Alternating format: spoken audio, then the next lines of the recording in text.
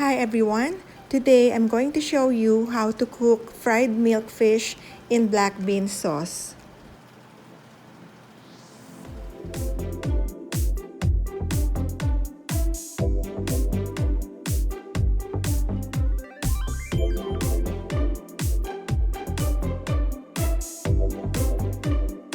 Here are the ingredients for making fried milkfish in black bean sauce.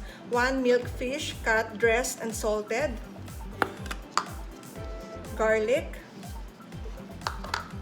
Onions.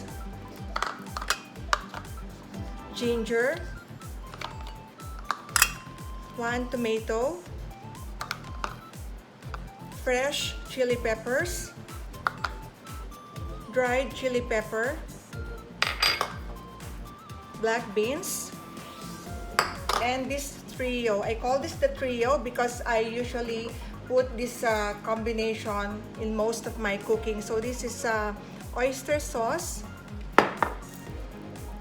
hoisin sauce, and sesame oil.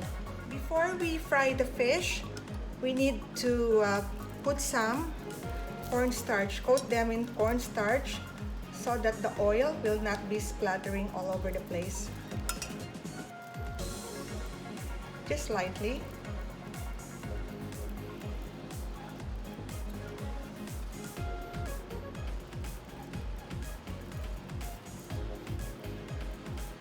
And then we're going to fry the fish.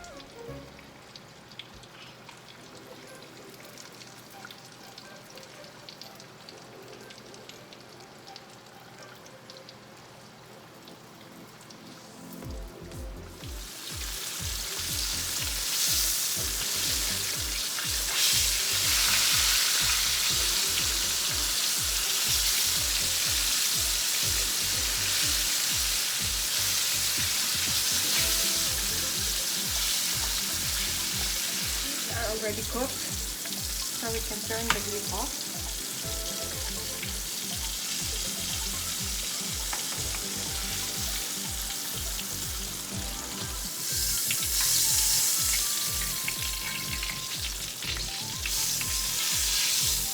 And now start sautéing. Just put a little bit of olive oil.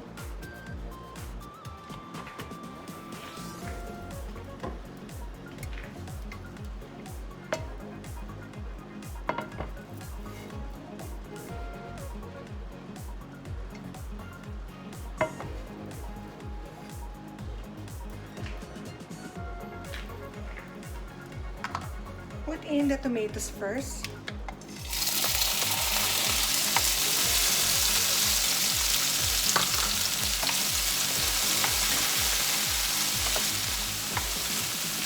And then put in the ginger.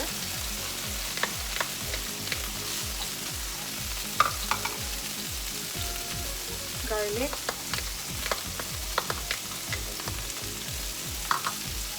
And onions.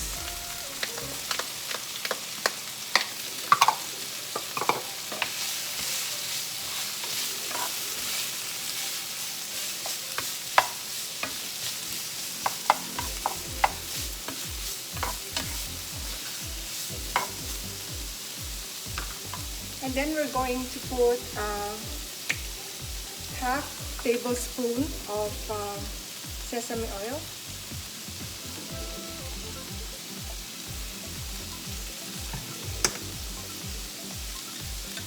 Half tablespoon of the oyster sauce.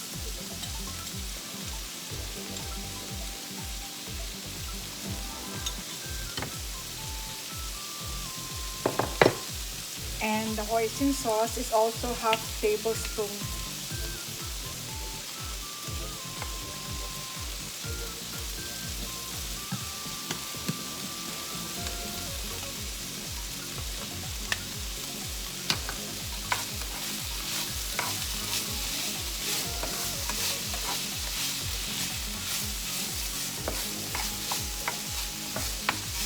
Put in a little bit of water. And let it cook more.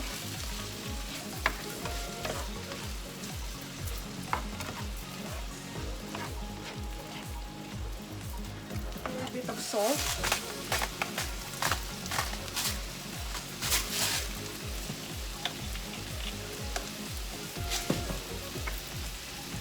And then we can put in the black beans.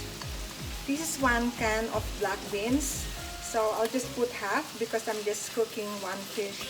So I'll save this for next time.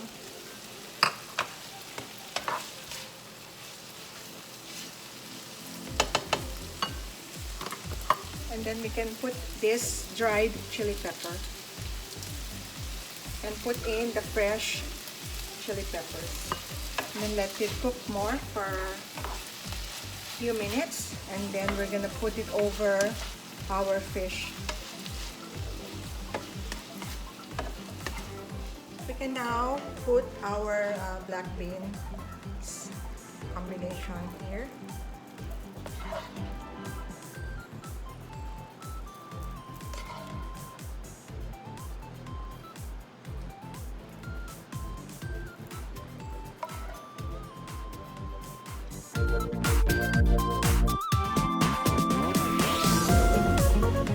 In a little bit of garnish. These are green onions.